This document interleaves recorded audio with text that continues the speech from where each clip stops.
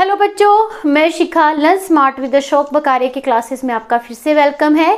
बच्चों, आज हम जो पढ़ेंगे वो एनडीए का नेक्स्ट जो आपका टॉपिक है डिटर्मिनेंट, उसको हम देखेंगे कि कैसे हम करते हैं, किस तरीके की उसमें चीज़ें होती हैं। आज हम उसको डिस्कस करेंगे और बाद में जब आपका डिटर्मिनेंट का टॉपिक कॉन्सेप्ट ख़त्म हो जाएगा, फिनिश हो जाएगा, उसके बाद हम आपके क्वेश्चंस जो हैं उनको प्रैक्टिस करेंगे जैसे कि हमने मैट्रिक्स के कर रखे हैं। प्लीज़ अगर जिन्होंने सेशन नहीं देखे हैं वो जाइए, मैट्रिक्स के क्वेश्चंस के सेशन भी देखिए और उसका एक वन शॉट मैंने डाल रखा है इस चैनल पे, उसको भी ज़रूर देखिए। चलिए अब हम एक एग्जाम्पल लेते हैं। पहले एक एग्जाम्पल के थ्रू समझते हैं। ये हमारी कोई मैट्रिक्स है 7, 6, 1 and 8। क्लियर। इसका जर्नल फॉर्मेट रहता है A11, A12, A21 and A22।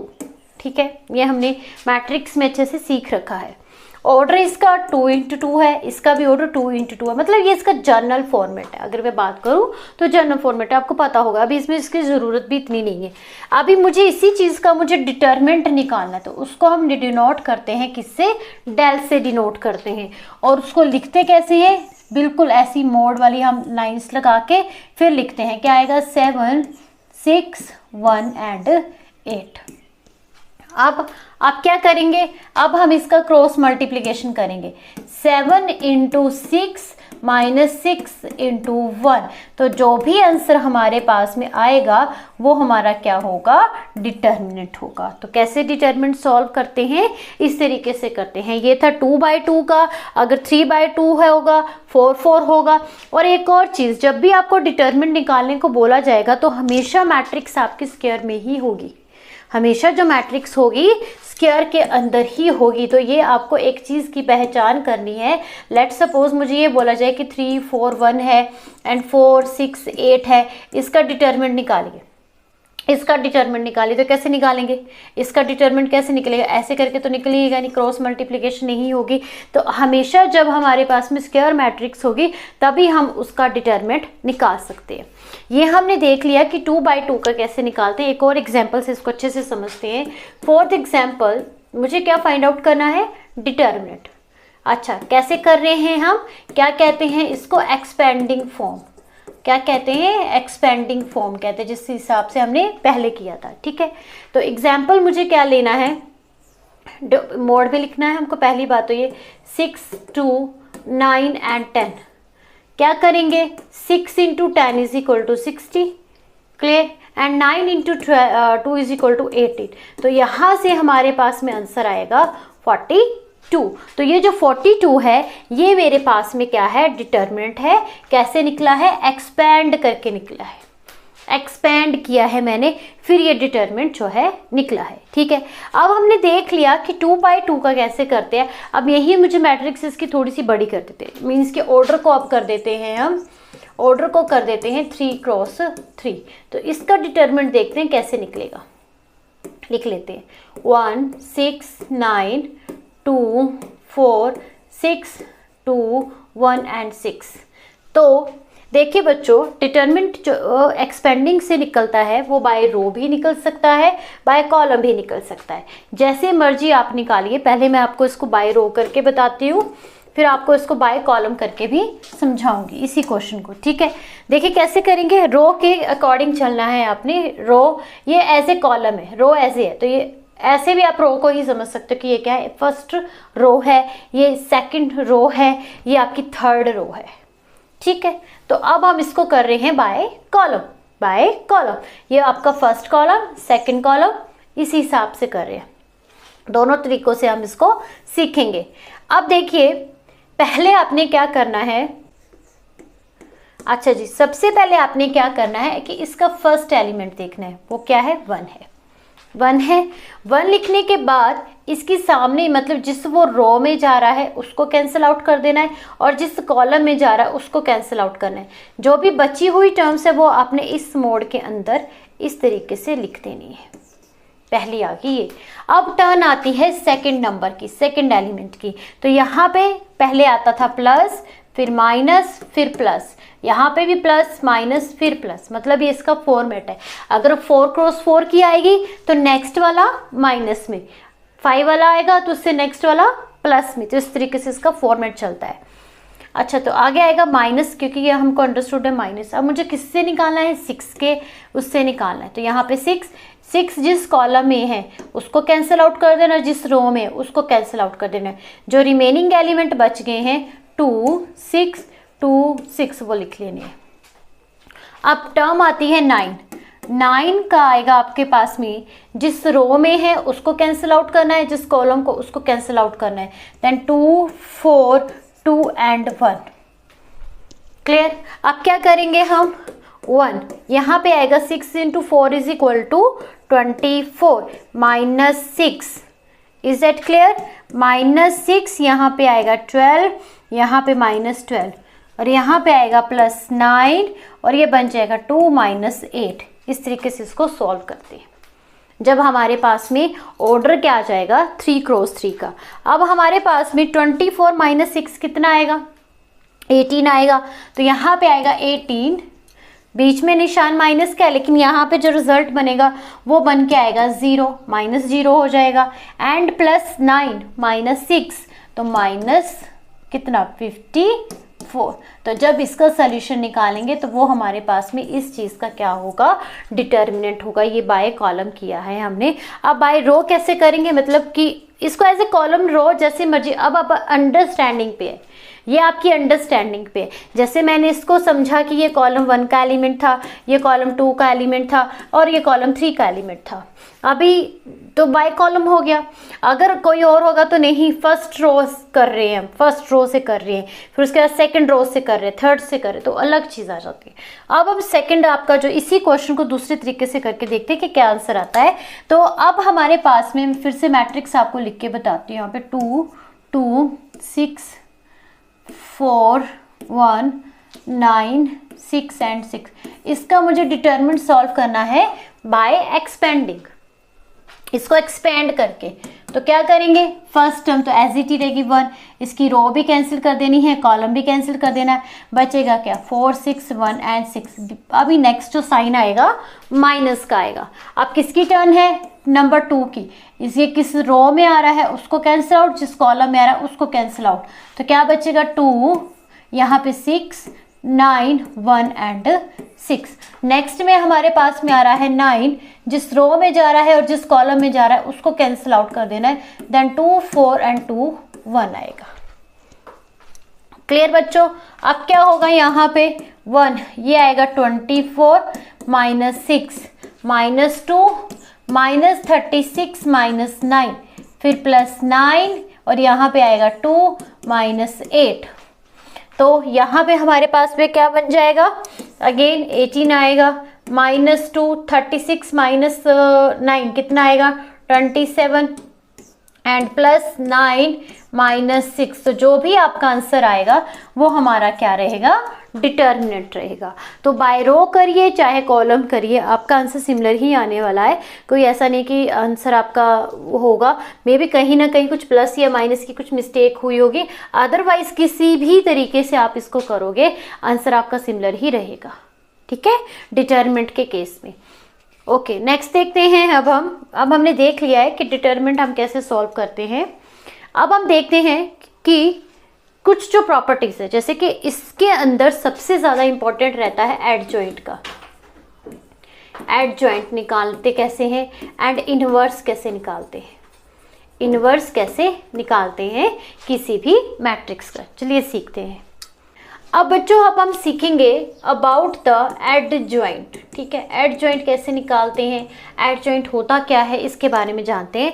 तो एडजॉइंट जो है वो हमारा निकलता है जब हम इसका माइनर निकालेंगे एंड कोफैक्टर निकालेंगे।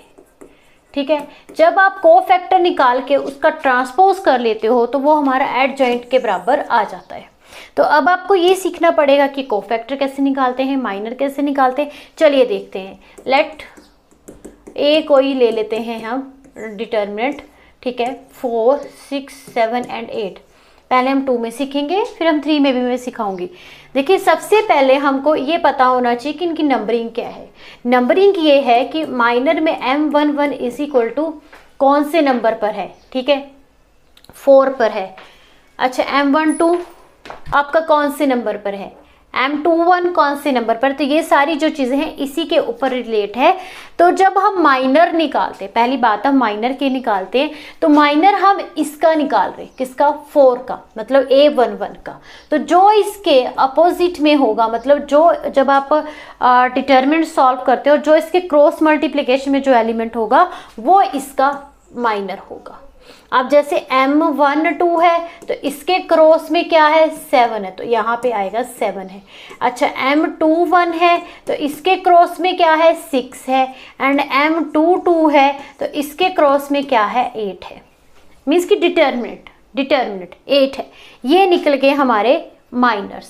माइनर निकल गए, देन आप कोफैक्टर निकाल सकते हो। Cofactor denoted as a A, minor as a M। Cofactor निकलेगा देन M11। इसमें क्या होता है कि सेम सारी चीज़ें यही माइनर वाली रहती हैं, बट -1 ऐड हो जाता है। -1 के ऊपर लगती है पावर। पावर किसकी लगती है, जिस नंबर पे वो एलिमेंट होता है उसका सम करने पर। जैसे कि यहाँ पे 11 है, देन 1 + 1 कितना हो गया, 2, तो इसकी पावर आएगी 2 एंड इनटू माइनर्स मीन्स की 8।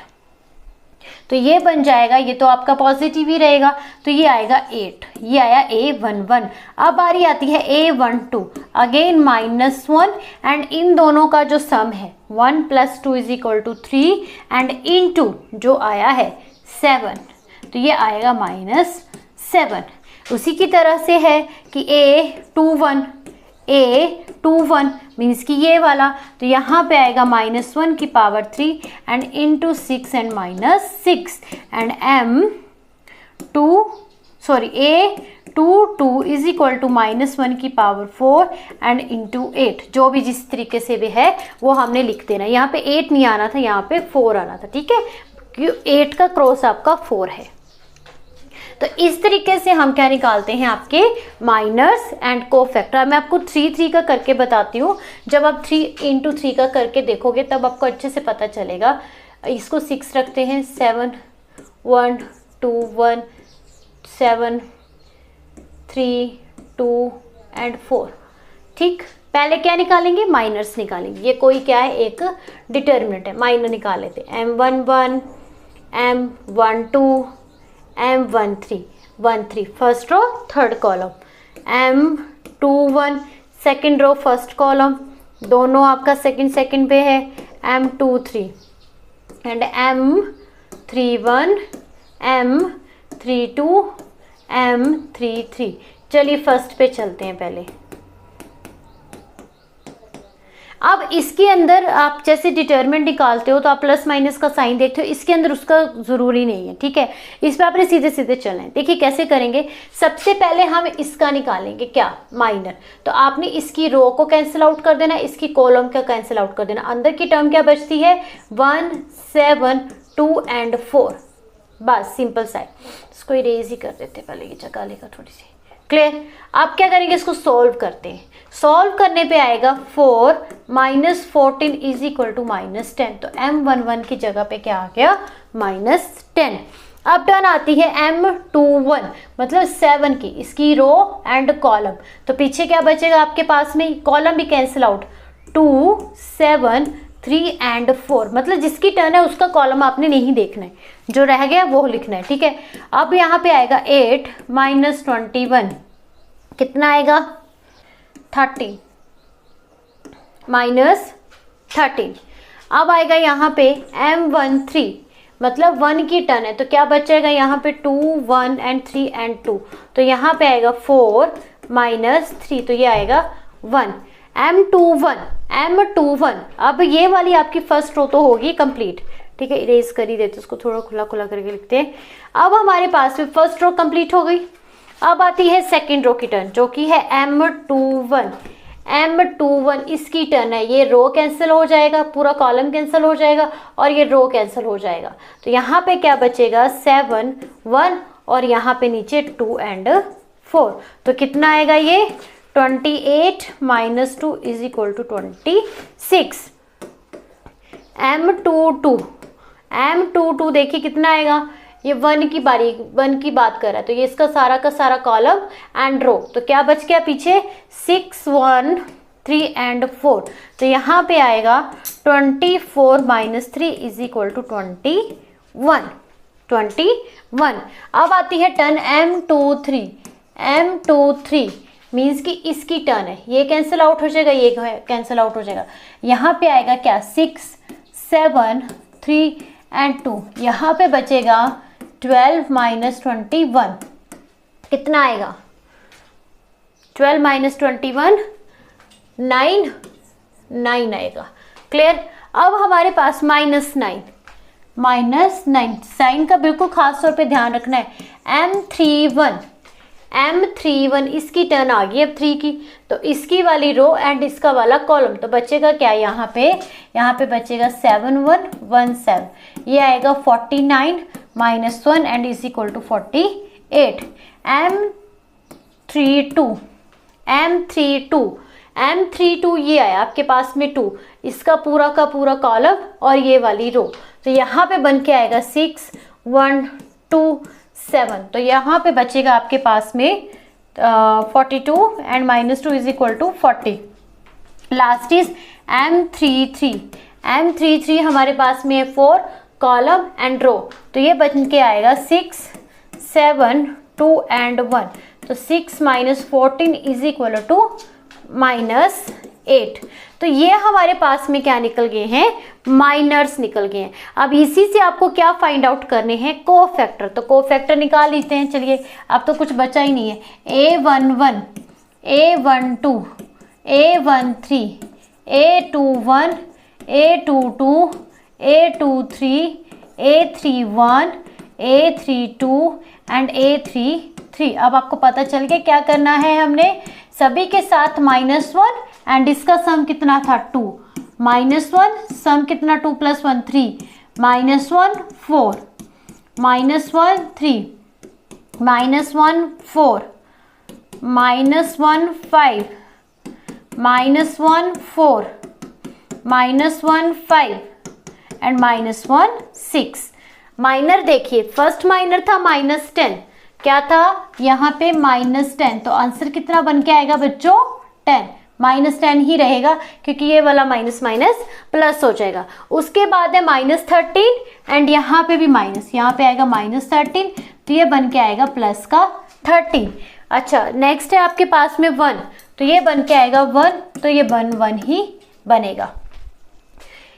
M21 इज 26, तो ये कितना बन के आएगा -26।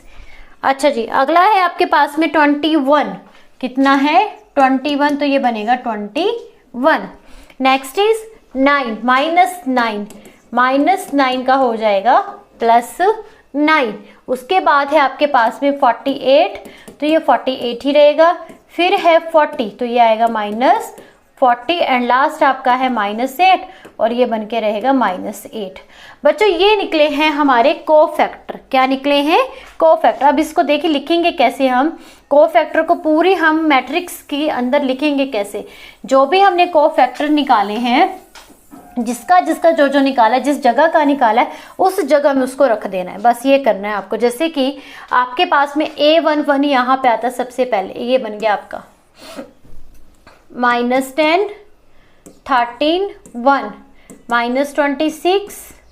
-26 21 और यहाँ पे आया 9, यहाँ पे 48 -40 एंड -8। तो ये आपका क्या आ गए, आपने क्या निकाले हैं, कोफैक्टर्स ऑफ मैट्रिक्स। जो भी यार डिटर्मिनेंट्स आपको दे रखा था उसके कोफैक्टर निकाल के आपने एक डिटर्मिनेंट जो है वो नया बना लिया। जब हम इसी कोफैक्टर का क्या कर देंगे, ट्रांसपोज कर देंगे। क्या कर देंगे, इसका ट्रांसपोज कर देंगे, तो हमारे पास में क्या बन के आएगा -10 -26 48 13 21 -40 1 9 -8। ये इसका क्या आ गया है, ट्रांसपोज आ गया है।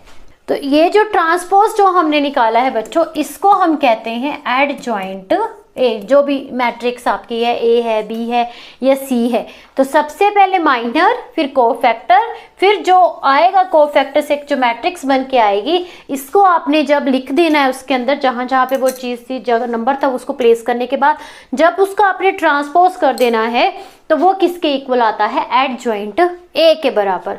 तो हमने क्या सीखा, हमने ये कंक्लूड किया कि एडजॉइंट ए कैसे निकलता है, एक सेकेंड, एडजॉइंट ए कैसे निकलता है, जब हम कोफैक्टर्स का क्या कर देते हैं, ट्रांसपोज करते हैं। जो भी मैट्रिक्स आपने कोफैक्टर से बनाई है, जब उसका ट्रांसपोज कर दोगे तो वो किसके इक्वल आता है, एडजॉइंट के बराबर आता है।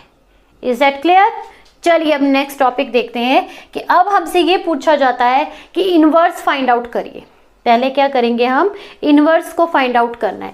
ए इनवर्स निकालिए, एग्जिस्ट करता है नहीं करता है, एक इनवर्स निकालना है with the help of the adjoint A. तो क्या करेंगे, सबसे पहले इसमें स्टेप हम लेते हैं कि आपको क्या करना है कि डिटर्मिनेंट उसका निकालना है। देखिए ये भी डिटर्मिनेंट का ही सिंबल है। जब मैंने ए को इस दो मोड के अंदर लिख दिया तो ये भी क्या है, डेल ही है। जब इसका पहले क्या निकालेंगे, हम डिटर्मिनेंट निकालेंगे। अगर डिटर्मिनेंट इज इक्वल टू 0 आ जाता है, अगर डिटर्मिनेंट इज इक्वल टू 0 आ जाता है, तब आपका इनवर्स एग्जिस्ट नहीं करता, does not, A inverse does not exist, ये इनवर्स एग्जिस्ट नहीं करता है। कब, जब आपके पास में उसका डिटर्मिनेंट किसके बराबर आ जाता है, 0 के। जब ये 0 के बराबर आ जाता है तब हम इस मैट्रिक्स को कहते हैं सिंगुलर मैट्रिक्स। क्या कहते हैं, सिंगुलर मैट्रिक्स। तो सिंगुलर मैट्रिक्स की क्या पहचान है कि आपके पास में डिटर्मिनेंट क्या होना चाहिए, 0 होना चाहिए। अब स्टेप 2 देखिए, कि तो हो गया कि इनवर्स एग्जिस्ट ही नहीं करेगा, बनेगा ही नहीं, तो आगे की बात करना ही बेकार है। लेकिन जब डिटर्मिनेंट आपका नंबर आ जाता है, जैसे नॉन जीरो होगा, नॉन जीरो मीन्स कि कोई नंबर आ जाता है, not is equal to 0, it means कि जैसे 1 आ गया, 2 आ गया, -1, 4, कोई भी नंबर आ गया, 0 नहीं आया, कोई भी नंबर आ गया बट 0 नहीं आया डिटर्मिनेंट, तो उस केस में ए इनवर्स आपका क्या करता है, एग्जिस्ट होता है। ए इनवर्स आपका एग्जिस्ट होता है, और जब एग्जिस्ट होता है तब हम उसको कहते हैं कि ये नॉन सिंगुलर मैट्रिक्स है, ये नॉन सिंगुलर मैट्रिक्स है। इसका मीनिंग है कि इससे आपका इनवर्स निकल जाएगा, और नॉन सिंगुलर के साथ साथ इसी को हम इन्वर्टेबल भी बोलते हैं, इन्वर्टेबल मैट्रिक्स भी इसी को ही बोलते हैं।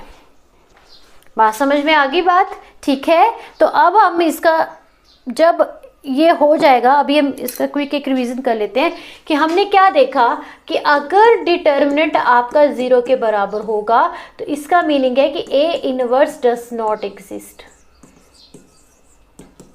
ठीक है, डज नॉट एग्जिस्ट। अगर A inverse not is equal to 0 means कि कुछ आ जाएगा, तो ए इनवर्स क्या होगा आपका, एग्जिस्ट करेगा। डिटर्मिनेंट अगर 0 के बराबर आ गया तो कुछ ना कुछ आएगा। जब A inverse not is equal to 0 के बराबर होगा डिटर्मिनेंट, तो इस टाइप की मैट्रिक्स को हम कहते हैं non singular, non singular matrix कहते हैं। डेफिनेशन साथ में याद रखनी है, और इसी को हम इन्वर्टेबल भी कहते हैं। इन्वर्टेबल कब कहते हैं, जब इनवर्स एग्जिस्ट करता है, उसको कहते हैं इन्वर्टेबल मैट्रिक्स भी कहते हैं, और इसको कहते हैं हम सिंगुलर मैट्रिक्स। यहाँ तक बात समझ में आ गई, पता। अब बात ये करते हैं कि इसमें से हम इनवर्स को फाइंड आउट कैसे करेंगे, इनवर्स को फाइंड आउट कैसे करेंगे। तो ए इनवर्स का रूल रहता है, डायरेक्ट आपने देख लेना है कि A inverse is equal to adjoint A divided by A determinant, divided by A determinant. ये आपका क्या निकाल देता है, ए इनवर्स निकाल देता है, ठीक है। कैसे निकलेगा, एडजॉइंट ए निकाल के, और फिर जब ये 0 आ जाएगा तो ऑब्वियस सी बात है इनवर्स कैसे एग्जिस्ट करेगा, तो उसका तो कुछ और ही बन जाएगा। बट जब आपका कुछ ना कुछ नंबर आएगा तो आप उसको कोफैक्टर के साथ में डिवाइड करके लिख दोगे, तो ये आपका इनवर्स जो है एग्जिस्ट कर लेगा। क्लियर बात, ठीक है। अब बात करते हैं कुछ इसी से जो हमने कंक्लूड करा है कि एग्जिस्ट कर रहा है कि नहीं कर रहा है, हमें पता चल चुका है। अब हम देखेंगे कि डिटर्मिनेंट का यूज़ कहाँ पे है, डिटर्मिनेंट का एप्लीकेशंस क्या हैं, इसकी यूजेस क्या हैं। तो सबसे पहले हमने शुरू में मैंने बात बताई थी आपको कि जो मैट्रिक्स होती है वो हमें हेल्प करती है कि किसी भी लीनियर इक्वेशंस को सॉल्व करने में हमें पता चलता है, ठीक है। तो इसके अंदर हम डिटर्मिनेंट की एप्लीकेशंस या मैट्रिक्स कैसे यूज़ करते हैं, कैसे लगाते हैं मीन्स की, तो हम इसके अंदर आपके लीनियर इक्वेशंस को सॉल्व करते हैं बाय 2 मेथड आते हैं। एक आता है आपका सिंपल सा जो मैट्रिक्स मेथड आपने देख रखा है, मैट्रिक्स मेथड, लेकिन एक और मेथड है जिसका नाम है क्रैमर्स मेथड, ठीक है, क्रैमर्स मेथड। हम ये दोनों मेथड से क्या करते हैं, आपकी लीनियर इक्वेशंस को सॉल्व करते हैं। कई बार क्या रहता है कि आपसे नाम से पूछा जाएगा कि इसी से सॉल्व करके देखिए क्या आता है, और कई बार आपको डायरेक्ट दोनों से आंसर सेम ही आएगा। देखिए मेथड अलग अलग है बट आंसर तो सिमिलर ही आएगा। तो ये 2 मेथड है जिससे कि हम क्या सॉल्व करते हैं आपकी लीनियर इक्वेशंस को, लीनियर इक्वेशंस को, चाहे वो 2 वेरिएबल हो, चाहे वो 2 वेरिएबल हो, चाहे 3 वेरिएबल हो, जितने मर्जी वेरिएबल्स हो वो आपको हेल्प करते हैं ये सॉल्व करने में, ठीक है। तो फर्स्ट हम देखते हैं आपका क्रैमर मेथड जो है उसको हम डिस्कस करते हैं क्या है ये। चलिए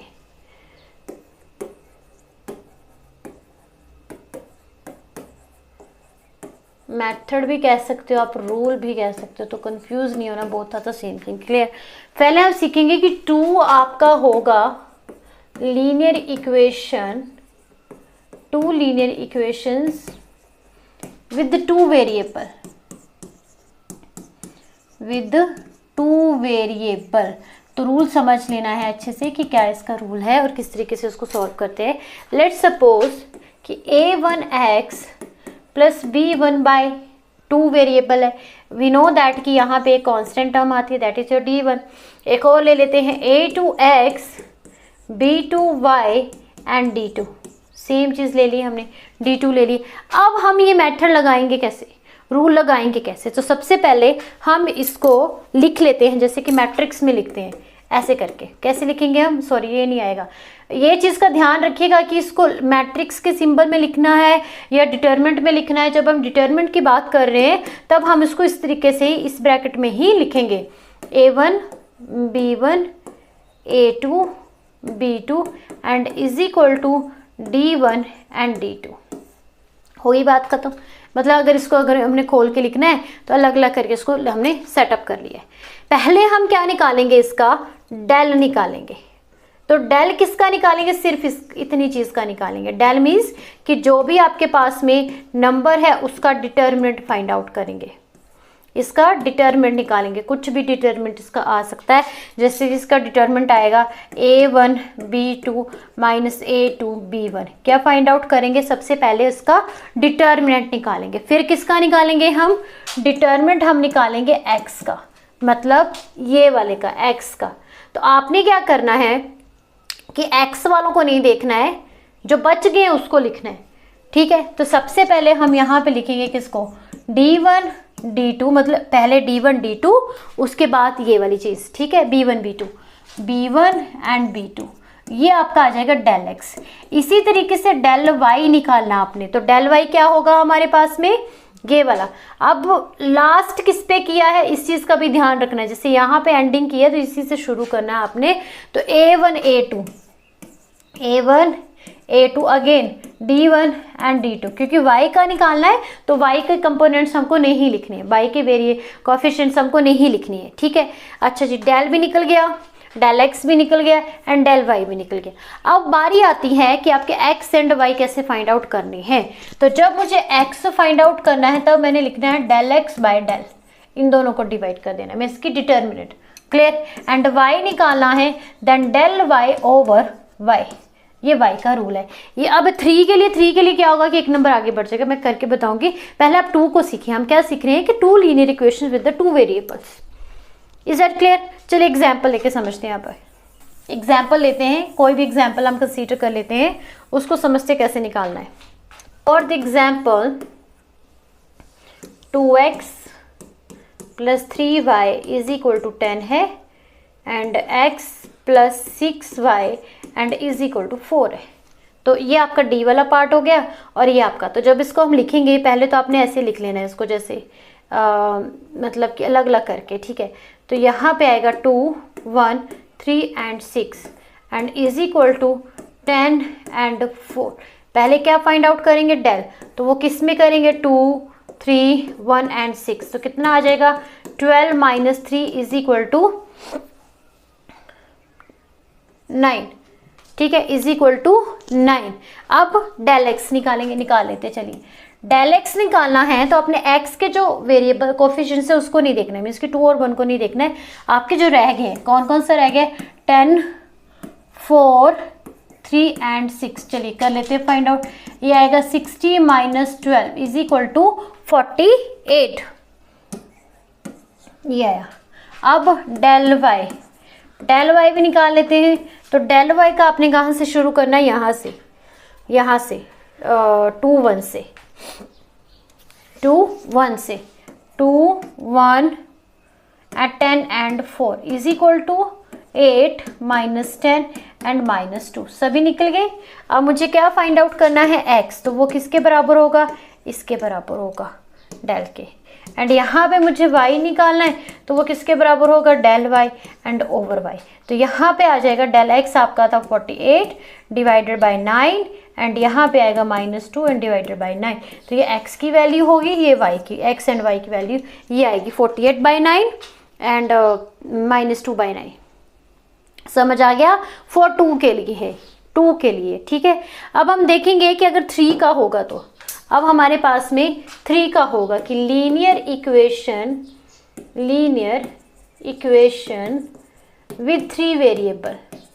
2 लीनियर इक्वेशन से ज़्यादा नहीं ले सकते, 2 भी ले सकते हो, 3 भी ले सकते हो। चलिए 3 ले लेते हैं।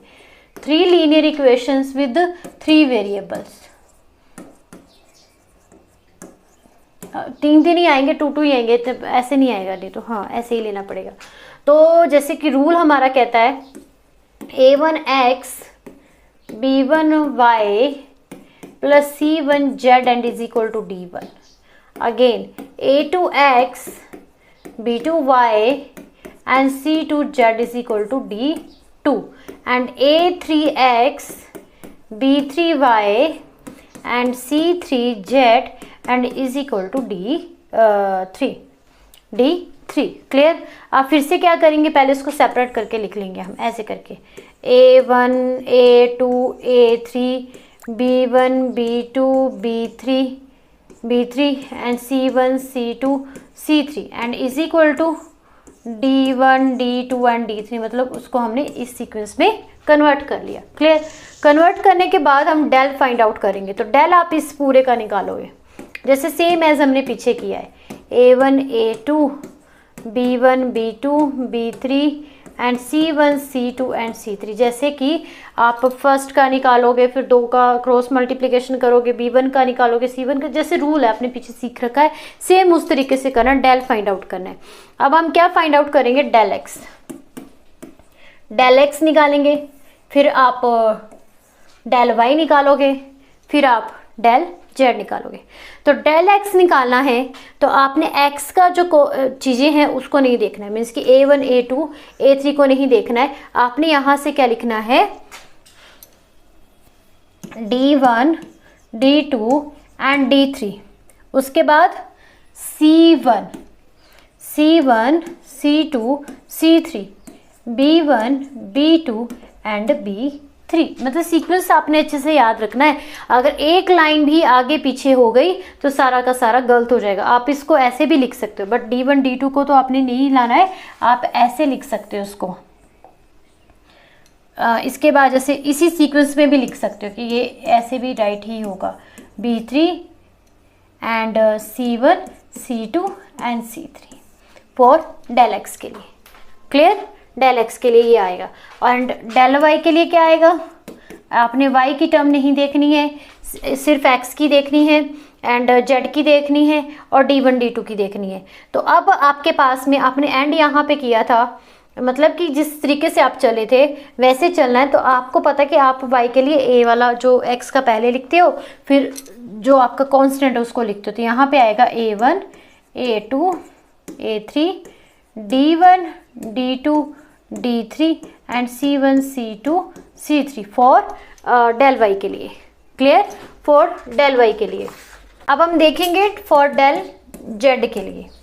तो डेल z के लिए क्या आएगा आपके पास में, z का आपने रहने देना है, जो बाकी का बच गया उसको लिखना है। ठीक है, तो आपके पास में जो रहता है क्या रहता है, a1 a2 b1 b2 and d1 d2। तो लिख दीजिए, यहाँ पे हम लिखेंगे a1 a2 a3 b1 b2 b3 and d1 d2 d3। Same process वही चलेगा, बस एक चीज़ नई ऐड हो गई है जो कि z है, और एक और लीनियर ऑफ इक्वेशन जो है वो ऐड होगी। इसकी वजह से सिर्फ इतना फ़र्क पड़ेगा, बाकी वही प्रोसेस है कि x निकालना है then del x by del कर दीजिए, y निकालना है then del by over y कर दीजिए, एंड डेल z सॉरी यहाँ पे डेल आएगा, z निकालना है then del z by del कर दीजिए, मीन्स की डिटरमिनेंट कर दीजिए। तो इस तरीके से आप उसका x y z निकाल सकते हो।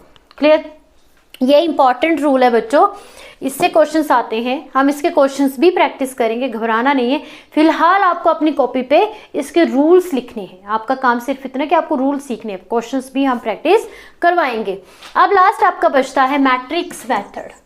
मैट्रिक्स मेथड तो आई थिंक सभी बच्चों को आता है, इजी लगता है, इतना मुश्किल नहीं है। तो वो मैट्रिक्स मेथड जो है वो आपकी बुक में भी दिया है, क्रैमर मेथड नहीं दे रखा था, वो मैंने करवा दिया है। तो मैट्रिक्स मेथड को समझिएगा ध्यान से। मान लीजिए पहले हम 2 में देखते हैं, a1x plus b1y and a2x plus b2y and is equal to इसका अलग से रख लीजिए आप c1 c2 रख लेते हैं, मीन्स कोई कांस्टेंट टर्म है, ये हमें क्लियर है। क्लियर? अब a के जो आएंगे आप इसको जब अलग करके लिखोगे तो a1 a2 b1 and b2, और x का जो होगा वो होगा आपके पास में x y होगा, z भी एक होगा तो एक एक्स्ट्रा लगेगा बस। अच्छा, कॉमा b आपके पास में क्या आएगा, जो कांस्टेंट टर्म थी c1 एंड c2। ठीक है, सिंपल सा रूल है, ये बन गया a x is equal to b। मुझे क्या फाइंड आउट करना है, x एंड b की वैल्यू। तो x यहीं पे रह जाएगा, ये दूसरी तरफ चला जाएगा, तो ये बन जाएगा a inverse into b, a inverse into b। तो आपको क्या करना पड़ेगा, इनवर्स को फाइंड आउट करना पड़ेगा। रूल समझ में आ गया? इनवर्स को फाइंड आउट करने के लिए पहले स्टेप में आपको ये चेक करना पड़ेगा कि एग्जिस्ट करता भी है कि नहीं करता है। तो हम क्या निकालेंगे, डिटरमिनेंट निकालेंगे। If determinant not is equal to 0 means कि matrix is non singular, that means कि ये क्या है, आपका इनवर्स एग्जिस्ट करता है, करता है। ठीक है, not is equal to 0। Second step पे आप फाइंड आउट करोगे एडजॉइंट ए। वो कैसे निकालोगे, कोफैक्टर सारे निकाल लोगे एंड कोफैक्टर का क्या कर दोगे, ट्रांसपोज कर दोगे, जो कि एडजॉइंट ए के बराबर होता है। अब ए इनवर्स को फाइंड आउट करोगे, A inverse is equal to adjoint A and divided by A determinant. जब आपका ए इनवर्स निकल जाएगा तब आपने इसको इस इक्वेशन में पुट कर देना है एंड फाइंड आउट कर लेना है जो भी आपका रिक्वायर्ड सोल्यूशन होगा। ये this is your matrix method to solving solutions, कि किस तरीके से आपके सॉल्यूशंस निकलेंगे, कैसे फाइंड आउट करेंगे। क्लियर? बट इसके अंदर कुछ चीज़ें इंपॉर्टेंट है, जैसे कि आपका सोल्यूशन मैनी कब होगा, वन सोल्यूशन कब होगा, कंसिस्टेंट कब करेगा, इनकंसिस्टेंट कब होगा, ये भी जानना ज़रूरी है। तो इसको भी हम समझते हैं। सबसे पहले हम देखते हैं कि कंसिस्टेंट, एक देखिए सोल्यूशन आपका दो तरह से हम चेक कर सकते हैं। सबसे पहले कि कंसिस्टेंट है या नहीं है, सिस्टम कंसिस्टेंट है या नहीं है। ठीक है, इसके बारे में जानेंगे। और जो आपका नॉन है, इनकंसिस्टेंट है, इनकंसिस्टेंट सिस्टम। ठीक है, पहले किसको चेक करेंगे, सिस्टम को। ठीक है, सोल्यूशन की तो बाद में बात करेंगे, इक्वेशंस वही चीज़ है, सेम ही चीज़ है। तो देखेंगे कैसे करेंगे। अब हम सिस्टम को कब कंसिस्टेंट कहते हैं, जब हमारे पास में वन या एक आधा और जो सोल्यूशन एग्जिस्ट करता हो, सोल्यूशन एक या एक से ज़्यादा हो, एक या एक से ज़्यादा सोल्यूशन आ जाए, तब हम उसको क्या कहते हैं कि ये क्या है, आपका कंसिस्टेंट है। इनकंसिस्टेंट में क्या है, एक तो ये कि नो सोल्यूशन, कोई सोल्यूशन निकल ही नहीं रहा है, कोई भी सोल्यूशन नहीं है, ठीक है।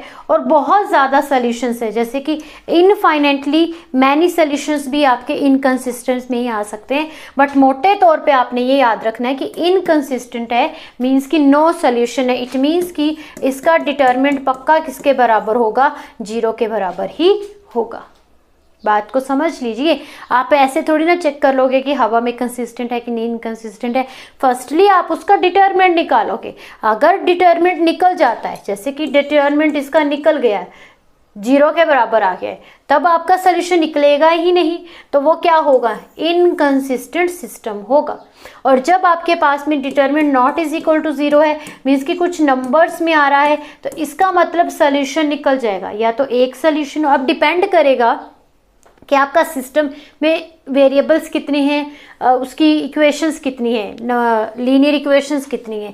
तो इसका एक या एक से ज़्यादा इसका सोल्यूशन निकल सकता है। कब, जब ये नॉन सिंगुलर होगा, जब ये नॉन सिंगुलर होगा। ये बातें अपने अच्छे से ध्यान रखनी, घुमा फिरा के वही चीज़ें बोली गई हैं, बट ये कि 2-4 चीज़ें उन्होंने एक्स्ट्रा जो है ऐड कर दी गई होती है, ठीक है। अब जैसे इसी में एक चीज़ ये भी लिख सकते हैं कि अगर मेरे पास में कोई नॉन सिंगुलर मैट्रिक्स है, ठीक है, मैं दोबारा से आपको बता रही हूँ, नॉन सिंगुलर मैट्रिक्स है, इट मीन्स कि ए इनवर्स उसमें एग्जिस्ट करता है।